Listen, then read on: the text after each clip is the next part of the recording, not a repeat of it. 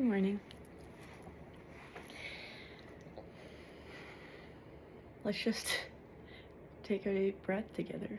A single conscious deep breath counts as meditation.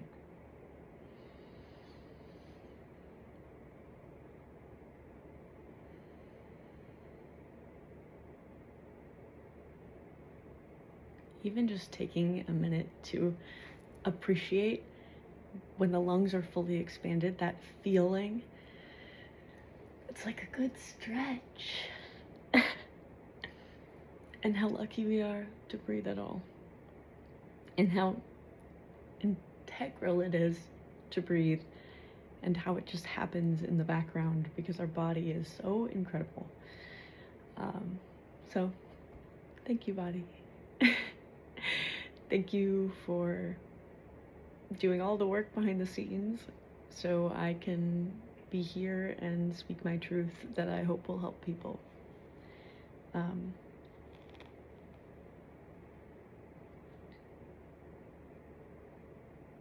What do you think freedom means? It's funny because I had no direction for this talk this morning, but that's what came to mind just now. So what does freedom mean? And what does anything mean? I had my dearest friend, an intellectual, I don't even know, partner, asked me yesterday. It was something like, do you think you can have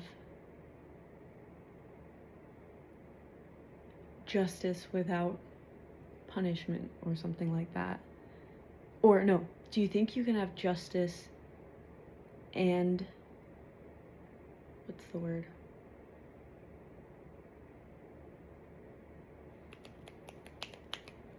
Mercy at the same time? And I stopped in my tracks because that's a great question. But also, how do you define justice? How do you define mercy? And each individual person's definition at each individual stage in their life is going to be different.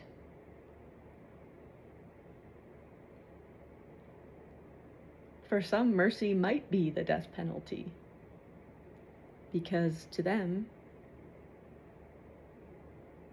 a swift punishment is much better than a prolonged lifetime in prison. Whereas other people, it might only be mercy if there is no punishment. Or not getting the death penalty would be mercy. And to some, the only justice would be death. And I struggle with the good versus evil versus what does it all mean? Because inherently, it might be easy to think that intention is what defines good or evil. But throughout history, there are many instances of people believing that they are doing the right thing. For instance, terrorist groups. Those children are raised from the beginning with these belief systems, and they're fully ingrained, and they fully believe that they're doing the right thing. Same with many other historical figures that truly believe in their message. So it can't be intention. Can we look at like a utilitarian perspective, like the least harm and the most good? Yes, but then there are accidents. And, well, those are just the hardest ones. But how do you prove that something was not premeditated? You can prove that it was. But you can't really prove that it wasn't. And it just, thinking about all of this gave me a new appreciation for the judicial system because there are no right answers. And of course, I understand that justice may be necessary as a deterrent for future potential perpetrators to understand consequences, and some people do need consequences as a deterrent for certain actions.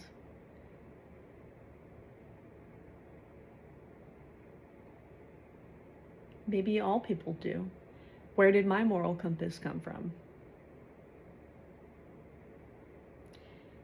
I like to think that some of it is inherent in my soul, like a reverence for life. And, equality and the reduction of suffering. But then I was thinking to myself yesterday,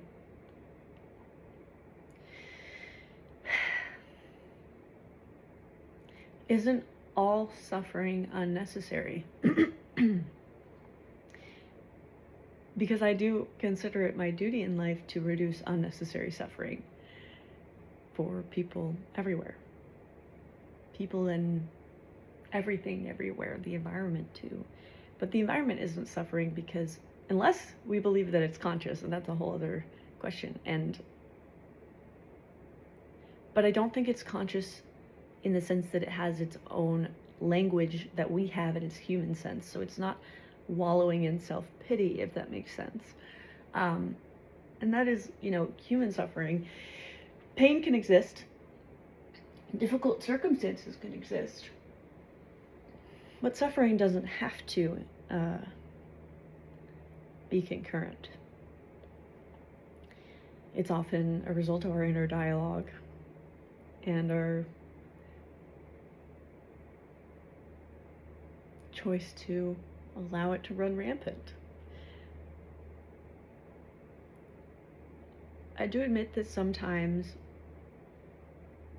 suffering can be a catalyst for positive change, if not for the recognition that you are so unhappy with your life that you just gotta do something.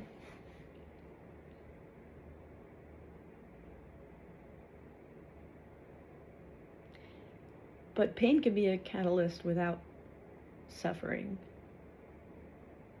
Discomfort can be a catalyst without the whole inner dialogue.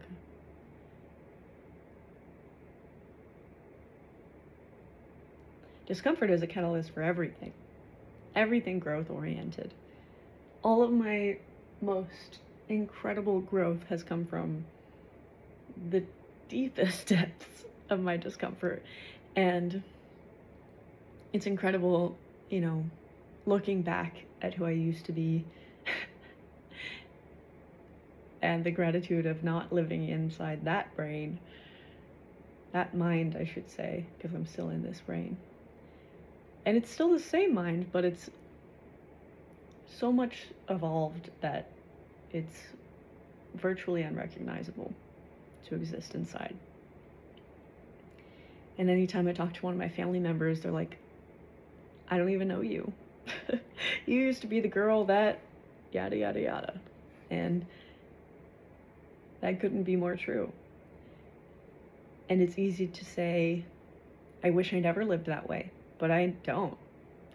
Because I can so much more so appreciate not being in a constant state of panic and fear of the unknown and having to plan out every conversation before I could rest, or just always being on alert and walking on eggshells and more focused on being perfect in everyone else's eyes than being myself in my own eyes.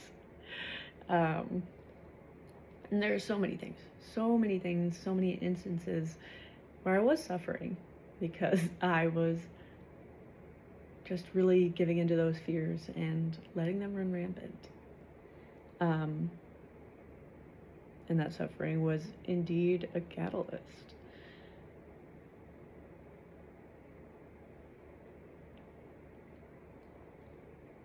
Not to say that I think asking why me is ever a helpful question, except for the fact that why me? Because I'm meant to learn these lessons. Because somewhere in my trajectory,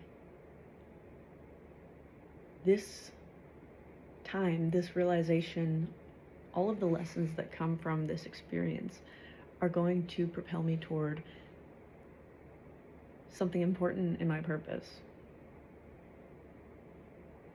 And when you think about it that way, every little moment that is yours and yours alone, that only existed in history exactly as it was for you and will never exist again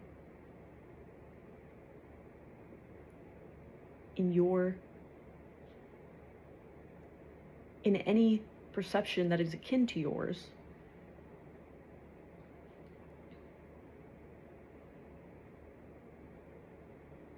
when you take into account the collection of moments that exist for you that will never exist for anyone else or ever again in this universe, doesn't it start to feel like this was your curriculum? Your tailored curriculum from the universe to move towards your purpose. Maybe I'll end today asking you to think about the hardest times and what they taught you. I was talking to my mom, what was it, last night? No, the night before last.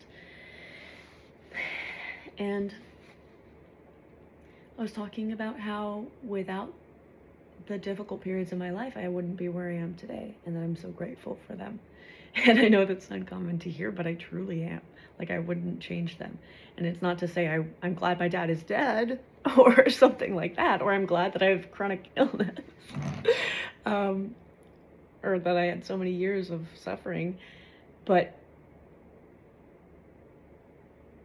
I wouldn't change at all that they happened because of the lessons that I learned and the direction that I'm headed in and the amount of people that I will be able to help in the now and in the near and distant future because of the experiences that I've had that evolved me into the person that I am and will continue to evolve me into the person that I am becoming that the world needs.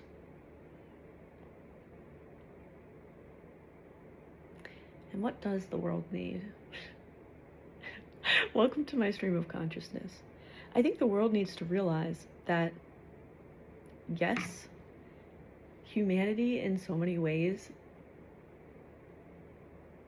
has negative aspects. Like, we are prone to egoic behavior and violence and fear-based activity, and when you look into our history, it's kind of shameful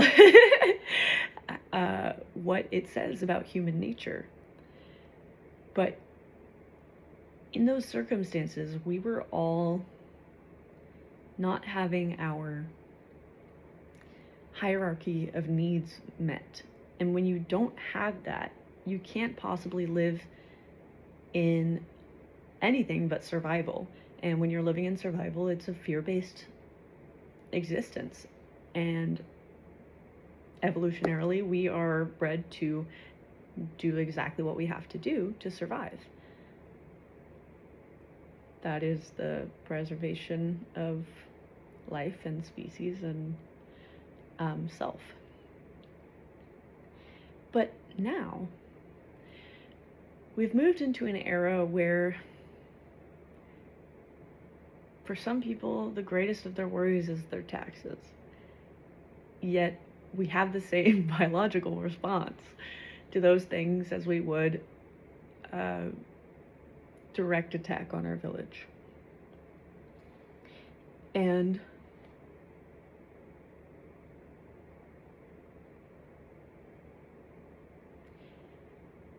Sure, we could bring it into the logical part of our brain and calm ourselves down nervous system wise, but the recognition that it is the same evolutionary system in today's world, in this age of acceleration, as I like to call it, because our society has evolved so much faster than we ever could. And I'm going to try to loop it back to the original thought here. What does the world need? Is that what it was? Yes. So now we're in this place where survival is not at the forefront of our minds. And what a beautiful thing to not have to constantly worry about how to eat, how to be safe. And I'm not saying that some people don't worry about that. And I truly believe that we're not free until everyone is free. And in my lifetime, I'm going to do everything that I can to bring that equality to fruition. Because the worst of human nature comes about in that state of survival. And there is so much abundance in this world. There is enough for everyone. But because of the fear of scarcity, we hoard. Because we're afraid that we're not going to be able to, that something's going to collapse and we're going to lose all of our money and be destitute and unable to feed our families, we hoard whatever we can get. And that is the survival mindset. That is the evolutionary mindset. And sometimes we can still be stuck in it, even in a place of abundance. And that is why people can be miserable even when they're rich, by societal standards. Richness also should be defined individually, because to me, being rich will be being free. And how do I define free? I can choose whatever is best for myself and my health and my happiness at any one point, and not have to worry about providing for myself in the meantime. That would be freedom for me. Being able to choose spending time with family and friends and all of the things that I deem to be my path of least regret when I sit on my deathbed and think back to what I wish I did differently. It is the freedom to one day look back and say there is nothing that I would have done differently because I was free. And arguably, are we free from the beginning, regardless of our financial status? Yes, but it doesn't feel great. And we can't possibly be in a state of thriving. You can't be in fight or flight and rest and digest at the same time. And the most beautiful creative ideas and outcomes come from that state of calm and inner peace. And so my overarching point here is what the world needs is to understand that yes, there are some pretty dark bits of human nature, and we can accept those and understand those as evolutionary traits of survival. And we can choose in this modern era to overcome those and move toward communal equality, because there is enough for everyone. And if we can get ourselves out of that scarcity mindset and get everybody in a place of rest and digest, imagine the progress that humanity could, wow. Because there would be no need for conquest or war or fighting, and it would become a collaboration of the masses. Imagine if we could all learn from each other's mistakes and we could all use each other's technology and grow and grow and grow and grow. And there's no sense of course, competition can fuel things, but so can desire to grow as a species, you know? And disclaimer, this is me babbling. It's like 6 a.m. and I don't even know what I'm saying right now. But the point is, I'm following my stream of consciousness publicly because it's scary to do so. And I invite people to bring their own ideas, whether or not they juxtapose my own, because I know I have a lot to learn. I know that it is easy to perceive a lot of my ideas as naive, but I also study human nature, and I study neuroscience, and I study psychology and neuroimmunology and the nervous system and evolutionary biology and all of these things. And really what I know, the only thing that I know as a scientist is that we can't claim to know anything for sure. So yeah, I'll babble, and that's where I am today. And by the end of today, I might have entirely different ideas, and that's okay. But I am gonna share what's coming out now because it's possible that somebody needs to hear it. Or hopefully a lot of people hear it and realize that humans don't have to be so bad after all. And if we give ourselves the right environment, we can thrive, and we can thrive together. And I'll leave it at that. Have a great day.